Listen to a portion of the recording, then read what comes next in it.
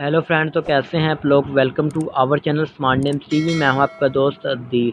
बात करेंगे श्री वंश नाम के बारे में। जानते हैं कि श्री वंश नाम का मतलब क्या होता है और श्री वंश नाम वाले लोग कैसे होंगे।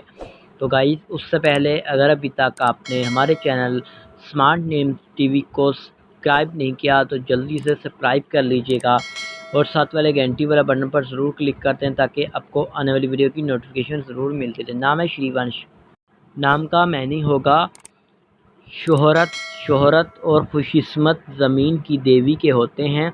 अगर श्री वंश नाम के तहलीक ज़बान में बात कर ली जाए तो ये हिंदी ज़बान का नाम माना जाता है। जिन्स लड़का होता है और इस नाम का लकी नंबर वो होता है 4। इस नाम का मतलब होता है हिंदू और इस नाम के पर्सनैलिटी नंबर्स 1, 3, 7, 8, 9, 13 और 17 होते हैं। इस टाइम का बेहतरीन वक़्त 3 AM से लेकर 5 AM तक होता है। और अगर बात करें श्री वंश नाम के मुआफ़ी दिन की यानी लकी दिन की तो जुमा और हफ्ता भी शामिल है।